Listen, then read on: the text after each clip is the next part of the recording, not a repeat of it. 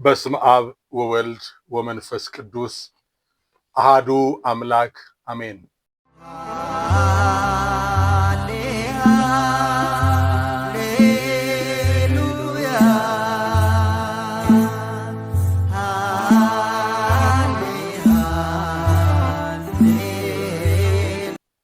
በጌታችን በመድኃኒታችን በኢየሱስ ክርስቶስ ጸጋና ሰላም በያላችሁበት እንደምን ቆይታችኋል?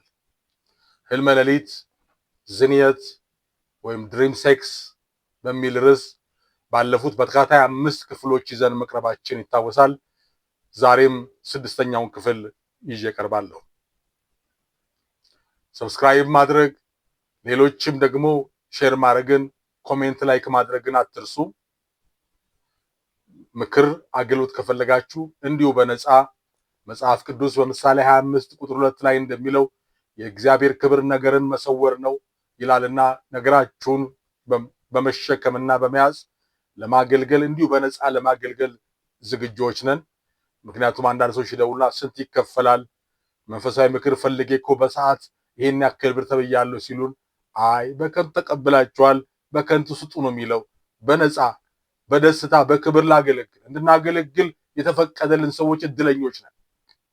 እግዚአብሔር በነገር ሁሉ ክብሩን ይሰጥ። እንደዚሁም ደግሞ ለእግዚአብሔር አገልግሎት መሮጥ የበኩሌን አደርጋለሁ የምትሉ ሰዎች ልታናግሩን ትችላላችሁ። በምትችሉት አቅም ልታገለግሉ ትችላላችሁ። እንዲሁም ደግሞ በስክሪኑ ላይ ባሉት አካውንቶች በማስገባት ከእግዚአብሔር በረከት እንድትካፈሉ በክርስቶስ ፍቅር በደስታ ጥሪ እናቀርብላችኋለን። ባለፈው መጨረሻ ላይ ያነሳነው የዚህ ህልመ ሌሊት መነሻው ምንድን ነው በሚል የመጀመሪያውን አይተን ነበር። መንፈሳዊ እውቀታችን እና የመንፈሳዊ የክርስትና ህይወታችን ደካማ መሆንና እውቀት አልባ መሆናችን ነው ብለን ነበረ። አሁን ደግሞ ሁለተኛውን እናነሳለን፣ በዝርዝር እንሄዳለን። በነገራችን ላይ የሚዘረዘሩት ጉዳዮች መነሻው አንዱ ወይ ሁለቱ እናንተን ሊመለከት፣ ሁሉም እናንተን ላይመለከት ይችላል። ሁሉን እናንተን አልተመለከተም ማለት ግን መፍትሄ የሆኑን አንዱን ግን አይስትም። የሁሉም ጉዳይ መፍትሄ ጌታችን መድኃኒታችን ኢየሱስ ክርስቶስ ነው። እሱ ካላችሁ በቂ ነው። የሁሉም ነገር መፍቻ እሱ ነው አይደለም? የገነትና የሲኦል ቁልፍ አለኝ ያለ ጌታ ስላለ አትጨነቁ። ምክንያቱም ምን ይሆን በምን መጥቶብኝ ብላችሁ ግራ አትጋቡ፣ መፍትሄውን አያመልጣችሁምና።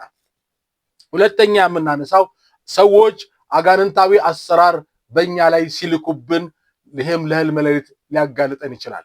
መተት፣ ድግምት፣ ጥንቆላ ወይም መስተፋቅር ሲደረግብን፣ እንዲሁም ደግሞ ለትዳርና ለአንዳንድ ለስጋ ግንኙነት የጠየቀንና ፈቃዳችንን የከለከልነው ሰው ወንድም ሴት ሊሆን ይችላል ሊያሰራብን ይችላል። ያ የሚያሰራብን ወይም የሚያስልክብን አጋንንት ምናልባትም በህልመ ሌሊት እንዲዋጋና እንድንሰቀቅ ያደርጋል። በዚህ ሁኔታ የሚገፉ ሰዎች አሉ። በነገራችን ላይ ምስክርነትም ሰምቻለሁ ወይ ደግሞ በምክር አገልግሎት የገጠመኝ አለ። አንድ ወጣት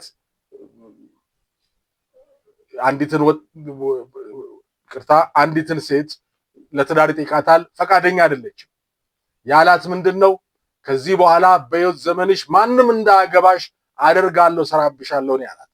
እንዲህ የሚሉ ሰዎች አሉ።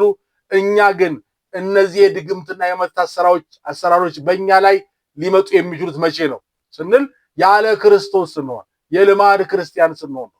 ሰው ክርስቲያን ነኝ የሚለው በኢየሱስ ክርስቶስ የማዳን ስራ ያመነ፣ በመስቀሉ ስራ የተከናወነው ለኔ ነው ያለ፣ በክርስቶስ ደም የተሸፈነ ከሆነ አያገኘውም። ተደርጎበትም ቢሆን ወደዚህ ክልል ሲገባ፣ ወደ ክርስቶስ መንግስት ሲገባም ይሻራል። አትጨነቁ። ጥንቋይ ቤት ካዳሚ ነበርኩኝ። የሰይጣን ትኩስ ጀበና ሽርጥ ይዤ እዚህ ላይ ጀበና ይዤ ያገለገልኩ ሰው ነበርኩ። ይሞታል፣ ያብዳል፣ ዋና ካዳሚ ሆኖ ዋናውን ጀበና ይዞ አይኖርም ብለው ነበር። 34 ዓመት ኖርኩኝ። ለክርስቶስ ክብር ተዋክቶኝ ነበረ። ግን ሮጬ ወደ ክርስቶስ ወደ መስቀሉ ወደ ወንጌል ውስጥ ገባው። ሊያገኘኝ አልቻለም። መጀመሪያ አስፈራራ። በኋላ ግን እንደማይችል ሳቀው። ያለኝ ምን ተቀላችሁ? መልእክተኞች መጥተው በቃ እሱ ይውጣ፣ ግን ከዛ ነበርኩኝ እያለ አይመስክር አሉ። አዎ ወደ ክርስቶስ ስትመጡ ንግግራችሁ ምስክርነታችሁ ሁሉ ሰይጣን የሚያስፈራ ይሆናል። እንዴ እኛም ሳናቅ ደግሞ የሚሰራብንን መልሳለሁ። እስራኤል እኮ ምንም ሳያውቁ በሰላም ወደ ከነዓን እየተጓዙ ሳለ እኮ ባላቅ የሚባል ንጉስ ምን አደረገ?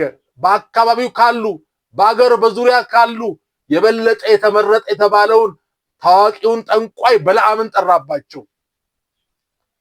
በትልቅ መንፈስ የተሞላውን ሰው ጠራባቸው። ነገር ግን እነሱ ባያውቁም እንደ በግ ተሰማርተው በመንገድ ላይ በተራራ ተበተነው እያሉ አምላካቸው ከሰማይ አይቶ እርግማኑን ወደ በረከት ሟርቱን ወደ መልካም ነገር ቀየረላቸው። ለምን? እስራኤል የሚጠብቅ አይተኛም አያንቀላፋም ይላልና አትጨነቁ። ሟርተኞች ሊያስፈሯችሁ አይችሉም። ይህንን ሊገባን ልንረዳው ይገባናል። መስተፋቅር ማለት ምንድነው? ትንሽ ላንሳ።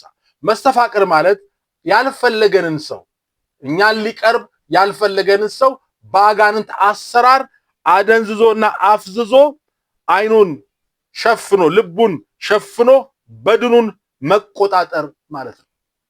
በመስተፋቅር የተጋቡ ሰዎች አይስማሙም፣ አይለያዩም። ነገር ግን አንደኛው ሰው የተደረገበት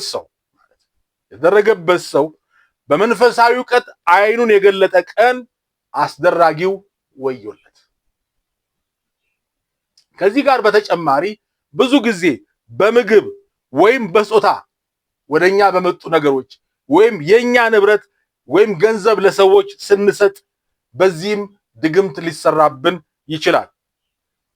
ነገር ግን መታወቅ ያለበት ነገር ምንድነው? ከምግብ ጋር ተያይዞም ቢሆን የትም ቦታ ስንበላ ንብረታችንንም ገንዘባችንንም ስንሰጥ ይሄ ክርስቶስን እያወቅንም ይሆን ሊሰራብን ይችላል። ምን ማለት ነው? ክፍት ነው ማለት አይደለም። አንዳንዴ እኔ ክርስቶስን እያወቁ የነገር እንዴት ሊመጣ ይችላል ይላሉ። በቆላሲስ መልእክት ምዕራፍ 3 ቁጥር 17 ላይ በቃልም ይሆን በስራ የምታደርጉትን ሁሉ በጌታ በኢየሱስ አድርጉት ይላል። ስትበሉም ስትጠጡም ገንዘብ ስትሰጡም ልብሳችሁን ንብረታችሁን ስትሰጡም በኢየሱስ ስም አድርጉት። ለምን ተባለ? ስለሚያስፈልግ ማለት ነው። ደግሞ ሌላው ደግሞ ራሳችን ደግሞ እንደው አንድ ላንሳና በተለይ ምግብን በተመለከተ እጅግ ብዙ ፈተናና ሰልፍ ያለበት ዘመን ስለሆነ የምንበላውን ምግብ ንብረታችን ሌላም ሰው እንኳን የሚሰጠን ነገር እንኳን ቢኖር የጌታን ስም በመጥራት መቀበል አለበት። አንዳንድ ምግብ ቤቶች ባለቤቶች እንኳን ከአጋንንት ጋር በኪዳን የሚሰሩ አሉ። ገበያ እናገኛለን፣ የኛ ብቻ ምግብ ቤት የኛም ሀብት የኛ ንግድ ብቻ ይስፋልን ሲሉ ከአጋንንት ጋር በመስማማት የሚሰሩ ሰዎች ስላሉ እነሱ ደግሞ ገንዘብ ያገኛሉ። በምግቡ ላይ የተለያየ ነገር በመጨመር ምናልባት ቤታቸው ደጅ ላይ በመቅበር በሚቀበር ያው ማስታወቂያ ላይ ታዩት የለም የሚቀበር ይላል። ገበያ ለማምጣት በንግድ ቦታችሁ ላይ የሚቀበር እንሰራላችኋለን ይላሉ። ክፉ ስራቸውን እግዚአብሔር ይገልብጠውና እና ምንድነው ሰይጣን የሚያደርገው? እናንተ ትበላላችሁ፣ እናንተ ዕቃ ትገዛላችሁ፣ ሰዎቹ ለጊዜው ገንዘባቸውን ያገኛሉ፣ ነፍሳቸውን ለሲኦል ሰጥተዋል። እናንተ ግን ትጠመዳላችሁ። በማታውቁት መንገድ ለሰይጣን አሰራር ተጋላጭ ትሆናላችሁ። ይሄ መታወቅ አለበት። ስለዚህ የትም ቦታ ስንሄድ ስንበላም ስንጠጣም ምን ማድረግ አለብን ብንል የምንበላውንም የምንጠጣውንም የምንገዛውንም የምንለብሰውንም የምንሰጠውንም የኢየሱስ ክርስቶስን ስም በመጥራት ይሄ ያንተ ነው ጌታ ሆይ በዚህ ላይ ስምህን አክብር፣ በዚህ ላይ ያንተ ክንድ ይገለጽ፣ በዚህ ላይ ያንተ ኃይል ይገለጽ ብለን የኢየሱስን ክርስቶስን ስም በመጥራት ስናደርገው ሰይጣን በዚያ ላይ ስልጣን የለውም። ለምን?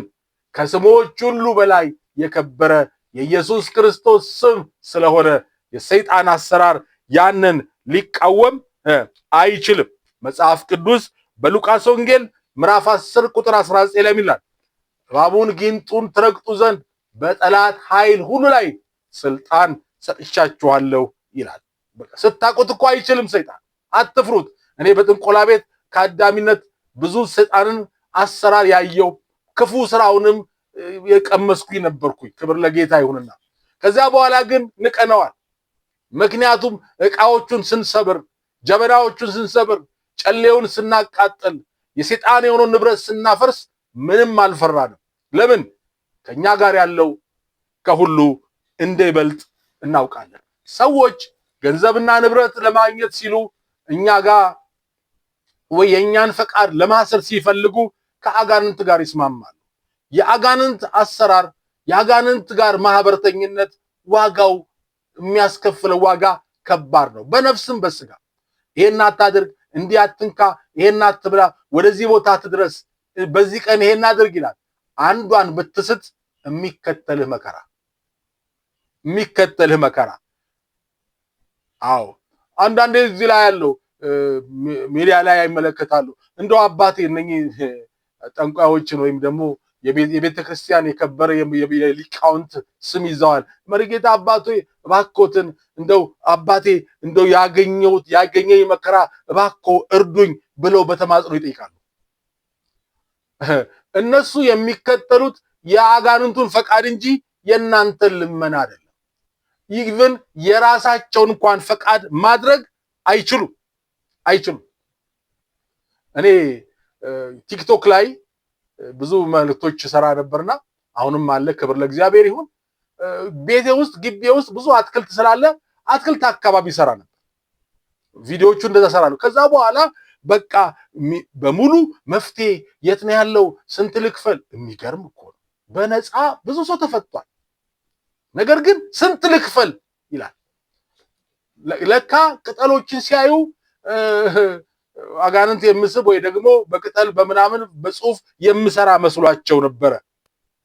በአካል ልምጣ ይሉኛል። ነገር ግን በነፃ ያለ ማሰሪያ ኢየሱስ ክርስቶስን በመከተል የሚገኝ ነፃነት ማሰሪያ የለውም። በነፃነት ልንኖር ክርስቶስ ምን አደረገን? ነፃ አወጣን።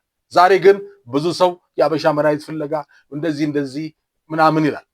በተለይ ከጠንቋዮቹ ጋር ያለውም ማለት ነው። በባህል የሚሰጡትን እግዚአብሔር ከሰጠን የሚሰራውን እያልኩ አይደለም። መድኃኒቱ አጠገባችን እኮ ነው። አንድ እውነተኛ ታሪክ ሰምቻለሁ። አንዲት ልጅ ቁስል ወጥቶባት የአበሻ መድኃኒት ወይ ደግሞ ባህላዊ መድኃኒት ፍለጋ ጎረቤቱ ያሉ ሽማግሌ ጠይቃቸዋለች። ዛሬ ንጹህ አይደለሁም፣ ዛሬ ጥላ ነው እንደዚህ ሲሉ ቁስሉ እየሰፋባት